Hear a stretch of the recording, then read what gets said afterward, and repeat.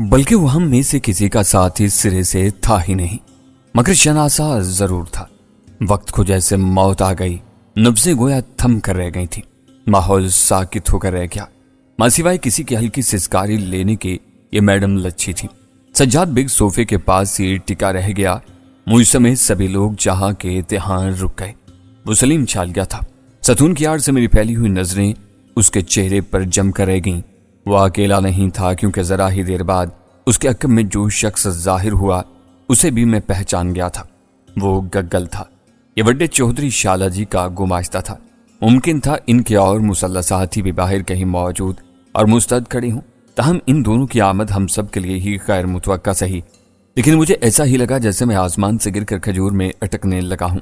क्या ये दोनों इनसे अपना शिकार यानी मुझे छीनने के लिए आए थे? लामुहाला मेरे जहन में यही उभरा, कोई भी अपनी जगह से हरकत नहीं करेगा। इस बार सलीम के बजाय गग्गल की भयानक गुर्राती हुई आवाज उभरी, फौरन हथियार जमीन पर डाल दो। उसका इशारा मैडम लच्छी, सज्जाद बेग और हवारी की तरफ था। इन्होंने फौरन उनके हुक्म की तामील की। सोहराब, सामने आ जाओ, आज तुम हमें अपना दुश्मन नहीं बल्कि दोस्त पाओगे। ये सलीम ने मुझे मुखातिब करते हुए कहा था और मेरे अंदर की हलचल थम सी गई थी। मगर इसकी बात सुनकर मेरा जहन चौंक जरूर पड़ा था। ताखीर तुम्हारे लिए खतरनाक साबित हो सकती है सोहराब। इस बार गग्गल ने भी मुझे बराह रास्त मुखातिब किया। हम जानते हैं कि तुम किस कदर खतरनाक दुश्मनों में घिरे हुए हो, और हमने भी इस वक्त तुम्हारी ही खातिर अपने सर पर कफन बांध रखा है। हम तुम्हें यहां से ले जाने आए हैं। सलीम बोला, दोस्त या दुश्मन की हैसियत से। बिलाखिर मैंने कहा, यही वह वक्त था जब 4-5 मजीद मुसल्लह अफराद वहां अन मौजूद हुए। ये सब इन्हीं के साथ ही थे। इनके हाथों में गन्स थी। मेरी बात पर एक फायर हुआ। गोली सज्जाद बेग के पहले हवारी की खोपड़ी पर लगी और वो वहीं तेवरा कर गिर पड़ा। अब कोई मुहिम जोई दिखाने की जुर्रत न करे, वरना इसका भी हशर ऐसा ही होगा। सलीम ने गरिदार आवाज में कहा। इसके पिस्तौल की खौफनाक नाल से धुएं की लकीर लहरा रही थी। फायर उसी ने किया था। मैं अपने जख्म पर हाथ रख के इनके करीब आ गया। एक नजर वहां मौजूद सब पर डाली। इसी वक्त मैडम लच्छी ने चिल्लाकर कहा, तुम लोग हमसे दुश्मनी की इब्तिदा करके अच्छा नहीं कर रहे हो। उसकी जिदारी पर हैरान हुआ। उसने सलीम वगैरह को मुखातिब करके यह तहदीद की थी, दुश्मनी की इब्तिदा तुम लोग उसी दिन कर चुके थे जब बास ने तुम्हारे आगे हाथ फैलाने से इनकार कर दिया था। सलीम ने जवाब में गुर्रा कर कहा, बास इसकी मुराद जहान वासिल इकबाल से थी। सलीम, मत भूलो कि तुम हमारे ही एक अहम कारकुन रह चुके हो। आज भी मैं तुम्हें वही हैसियत देता हूं। इस बार सज्जाद ने उसके जहन को हाईजैक करने की कोशिश की, लेकिन खेल खुद सज्जाद पहले ही बिगाड़ चुका था। जिसके जवाब में सलीम ने जहरीले तंज से उसकी तरफ घूर कर कहा, तुम खुद एक गद्दार, मौका शनास और फरेबी आदमी हो। बास की मौत के बाद तुमने इन लोगों की तरफ भीख का हाथ बढ़ा ही दिया, जिसे बास कभी पसंद नहीं करता था। तुमने सिर्फ खुद ही को नहीं बल्कि पूरी तंजीम को इनके हाथ बेच डाला। ये तुम्हारी गलत फहमी है, सज्जाद बोला। खमीन जैसे दोस्तों की जरूरत रहती है। बस यही बहुत जानूं कि हम मजीद यहाँ कोई खून खराबा किए बगैर वापस जा रहे हैं। सलीम ने कहा और मेरी तरफ मुस्कुराते हुए देखा। चलो हमारे साथ। मैंने धीरे से अपने सर को झुंबिश दे दी, मगर कदम बढ़ाने से पहले उससे कहा, अगर तुम दोस्ती की बात करते हो तो मेरे 3 अहम साथी इन लोगों की गिरफ्त में हैं। मैं यहाँ इन्हीं का पता लगाने के लिए आया था। अभी सिर्फ तुम हमारे साथ चलो, बाकी बाद में देख लेंगे। वक्त क्यों बर्बाद कर रहे हो? क्या तुम नहीं जानते कि तुम्हारी खातिर हम सब ने अपनी जानें हथेली पर रखी हुई हैं? गग्गल ने पहली बार दुरुस्त लहजे में मुझसे कहा तो मैंने गर्दन झटक कर उसकी तरफ गुस्से से देखा। सलीम ने गग्गल से कुछ कहा। वो सर्द पड़ गया, फिर मुझसे बोला, इनके एक साथी को यरगमाल बनाकर लेके चलते हैं। वो सब उगल देगा, लेकिन अभी इनसे बात करने का वक्त नहीं। तब फिर मैडम लच्छी को यरगमाल बनाना होगा। मैंने क्या डाला? क्या कहती हो मैडम साहिबा? सलीम ने मेरा मुतालबा सुनते ही उसकी तरफ देखा। मैडम लच्छी ने किसी जख्मी नागन की तरह गुर्रा कर कहा, मेरी लाश ले जा सकते हो तो ले जाओ, मैं खुद को गोली मार सकती हूँ। कहते हुए उसने झुक कर फेंका हुआ अपना पिस्तौल उठाना चाहा था कि गग्गल के पिस्तौल ने धमाका किया। गोली पिस्तौल पर लगी और वो फिरकी की तरह घूमता हुआ दूर जा पड़ा। मैडम वहीं झुकी रह गई। सलीम ने अपने 2 साथियों को इशारा किया। वो लपक कर मैडम लच्छी की जाने बढ़े। लच्छी ने झुके झुके ही अपने गिरेबान में हाथ डाला और कोई शय निकाल कर उछाल दी। एक गुबार आलूद सा धमाका हुआ और हर तरफ रंगीन सा धुआं फैलने लगा। ये इस कदर तेजी के साथ फैला कि पल के पल अपना हुजम भी चारों तरफ में फैला दिया। तभी दौड़ते कदमों की आवाजें उभरी। मैंने भी इस मौका से फायदा उठाया और अंदाजे से दरवाजे की जानिब दौड़ लगाई तो चंद कदमों के बाद ही किसी से टकरा गया। وہ میری ٹکر سے لڑکھڑا گیا تھا یا گر پڑا تھا، مگر میں نے خود کو گرنے نہیں دیا، دوڑتا ہوا باہر آ گیا۔ باہر کا منظر صاف تھا۔ میں باہر نکلتے ہی سیدھا جانے کے بجائے فوراً دیوار کی آڑ کی طرف لپکا۔ سامنے دیکھ لیے جانے کا احتمال تھا۔ میں کھسکتا ہوا عقبے سے مت نکل گیا۔ زخمی بازو سے ٹیسیں اٹھ رہی تھی، خون ہنوز جاری تھا۔ میں نے سب سے پہلے اپنی شرٹ کا دامن ایک ہاتھ اور دانتوں سے پکڑ کر پھاڑا، اس کی پٹی بنائی اور زخمی بازو پر لپیٹ دی تاکہ جریان خون میں کچھ کمی آ سکے۔ اچانک مجھے گاڑی کے اسٹارٹ ہونے کی آواز سنائی دی، پھر دوسری گاڑی اسٹارٹ ہوئی، اس کے بعد فائرنگ ہوئی، دو ایک چیخیں ابھریں، عجیب سا رن پڑ گیا تھا۔ خود میری جان ابھی تک خطرے میں تھی۔ میرا ذہن بھی سلیم چالیا اور گگل کی اس ڈرامائی اور غیر متوقع انٹری پر الجھا ہوا تھا۔ اس سے زیادہ اس بات پر کہ سلیم اور گگل میرے جانی دشمن ہونے کے باوجود مجھے خیر سگالی کا پیغام دے رہے تھے۔ آخر یہ چکر کیا تھا؟ ان کی ایک دم سے یہ کایا پلٹی پلٹی کس نے تھی؟ کیا چودھری جی برادران کوئی نئی سازش کھیلنے کے موڈ میں تھے؟ خود سلیم کی عباس اقبال کے مرنے کے بعد کیا حیثیت رہ گئی تھی؟ یہ وہ سوالات تھے جن کے جوابات محض قیاس پر نہیں سوچے جا سکتے تھے۔ اس وقت میں نے تیزی سے حرکت کی، کچھ چلانے کی آوازیں آنے لگیں، جیسے کسی کو ہوشیار یا باخبر کیا جا رہا ہو۔ اس کے بعد سناٹا چھا گیا، یوں جیسے اب بھی کوئی بڑا طوفان بکل مارے کھڑا ہو۔ غنیمت تھا کہ یہاں دیوار کے ساتھ ساتھ عقبی سمت خود رو جھاڑیاں بھی تھیں۔ میں انہی میں دبک گیا، کیونکہ تھوڑی دیر بعد ہی مجھے اس طرف دوڑتے ہوئے قدموں کی آوازیں سنائی دیں اور ساتھ ہی کسی کی چلا کر بولنے کی آواز بھی۔ ان لوگوں کو دفع کرو، سہراب کو ڈھونڈو، جلدی اس طرف۔ یہ سلیم چالیا تھا۔ وہ یہاں آ کر متلاشی نظروں سے ادھر ادھر دیکھنے لگا۔ اسے میری تلاش تھی۔ میں چھپا رہا، پستول میرے ہاتھ میں تھا۔ میں چاہتا تو اسے نشانہ بنا سکتا تھا، لیکن میں نے ایسا نہیں کیا اور اس کے ٹلنے کا منتظر رہا۔ وہ محتاط قدموں سے آگے بڑھتا رہا، پھر ایک جگہ رک کر اس نے سامنے اور دائیں بائیں نظریں دورائیں۔ اس کے بالکل عقب میں خود رو جھاڑیوں تلے دبکا بیٹھا تھا۔ دھوپ پھیلی ہوئی تھی، سورج عین آسمان کے بیچ ٹکا ہوا تھا، ہر سو سناٹے کا راج تھا۔ سہراب، اس کی آواز گونجی۔ مجھے اس کی بیوقوفی پر حیرت ہوئی۔ اس نے یہ کیسے سمجھ لیا تھا کہ میں اس کی چال میں آ جاؤں گا؟ لیکن میں کچھ سوچنے پر بھی مجبور ہوا کہ آخر اسے میرے لیے خیر سگالی کا خیال کیوں آیا تھا؟ کیا اس میں چودھری جی برادران ہی کا کوئی مقصد کار فرما تھا، یا پھر معاملہ اس سے بھی زیادہ پراسرار تھا؟ ابھی میں کوئی رسک نہیں لے سکتا تھا۔ اس وقت مجھے جگنو سمیت فوزیہ اور راحیلہ کی تلاش تھی۔ سہراب، مجھے معلوم ہے تم آس پاس کہیں چھپے بیٹھے ہو۔ اچانک اس نے چونکا دینے والا انکشاف کیا۔ میں یکدم محتاط ہو گیا۔ وہ بہت شاطر تھا، فوراً ادراک کر چکا تھا کہ میں کہیں نہیں گیا تھا۔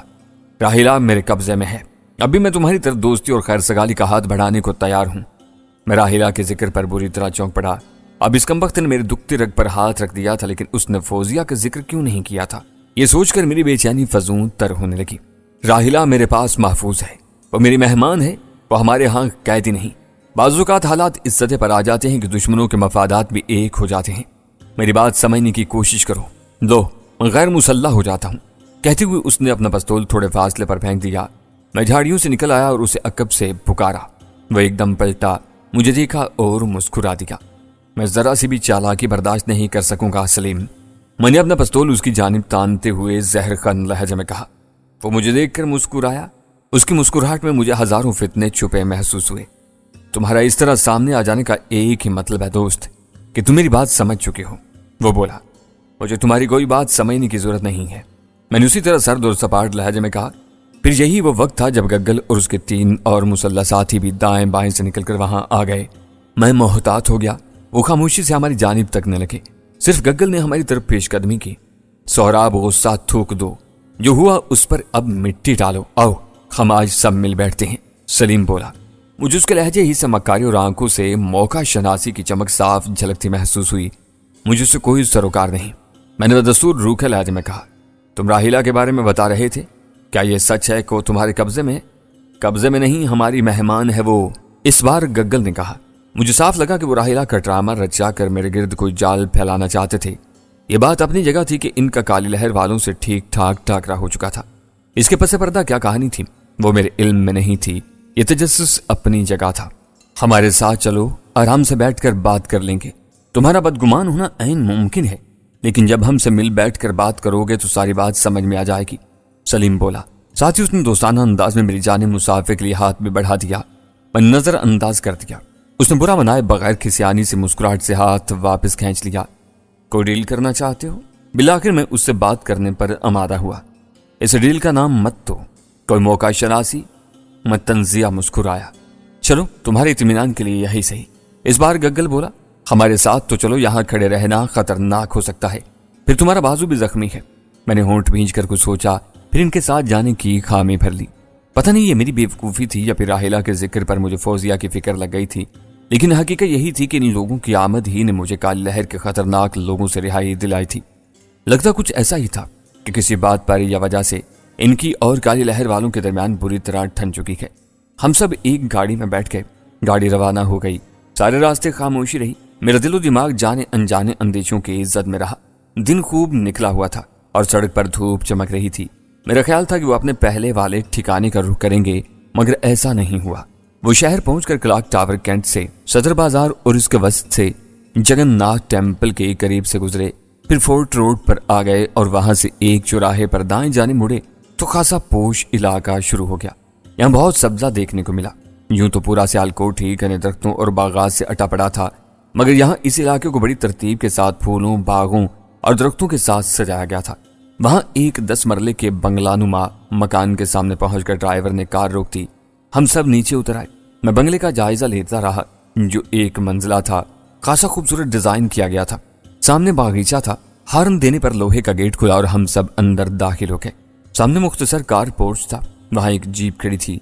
मैं इस जीप को पहचान कर थोड़ा चौंका। ये निक्के चौधरी यानी दराब खान की जीप थी, जिसका मतलब था कि वो भी अंदर मौजूद था। उसके साथ ही सुर्ख रंग की हुंडा 125 भी साइड स्टैंड पर खड़ी थी।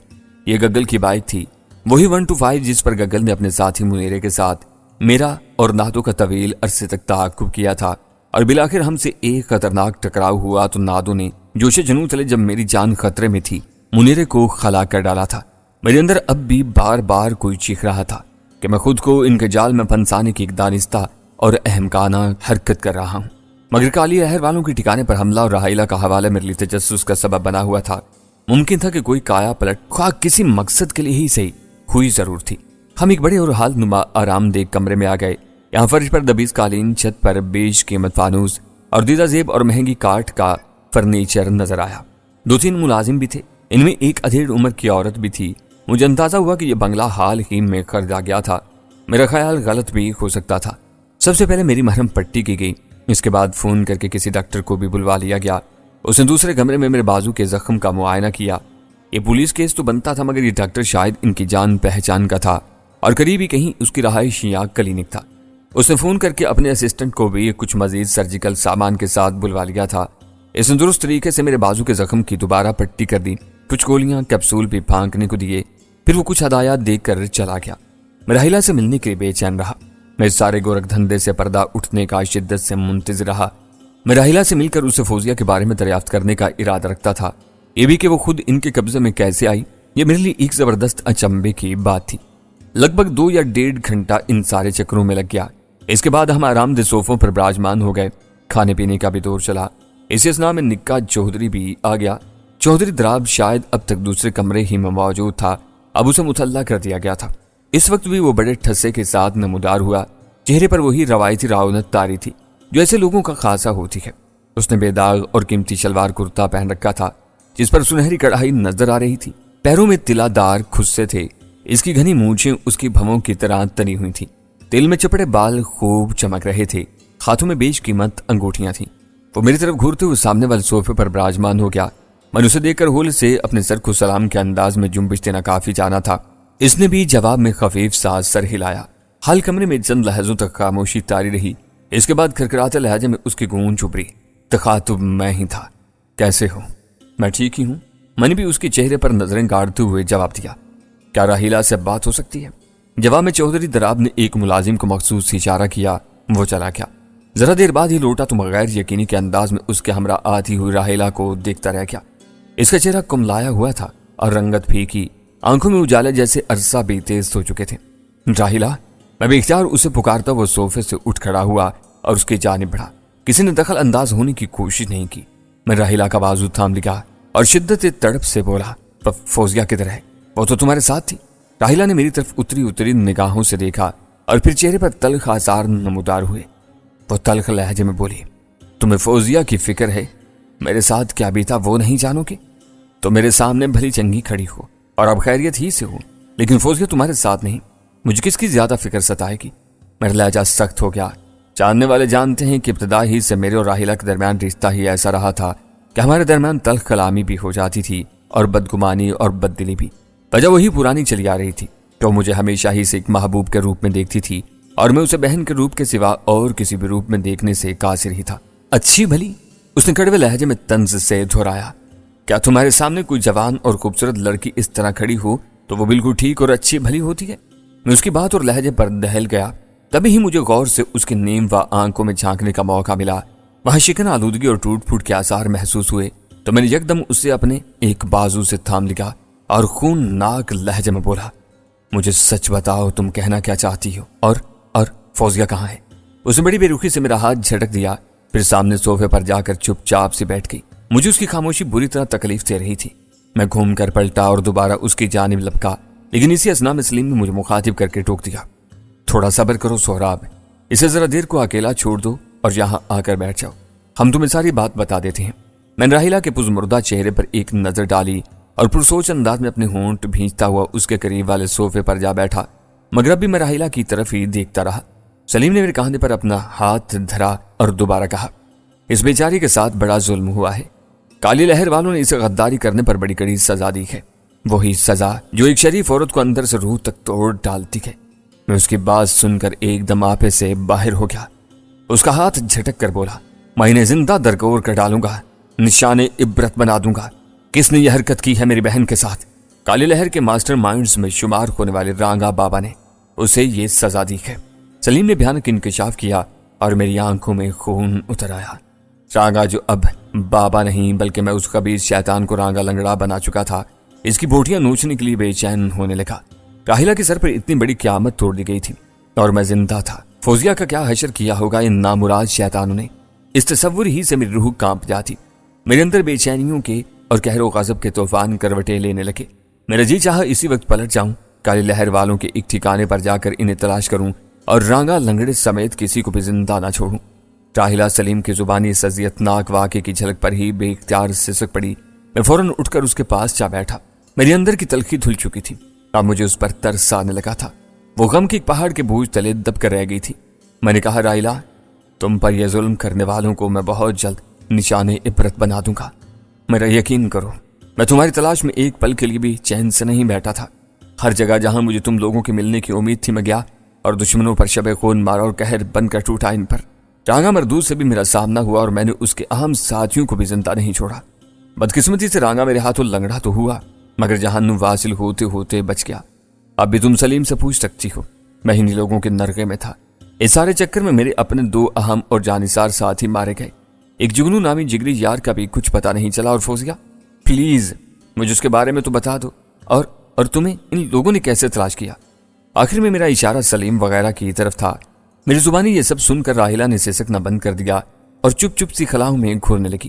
اسی وقت چودھری تراب نے مجھے مخاطب کیا، ہم تمہیں سب کچھ تفصیل سے بتا دیتے ہیں۔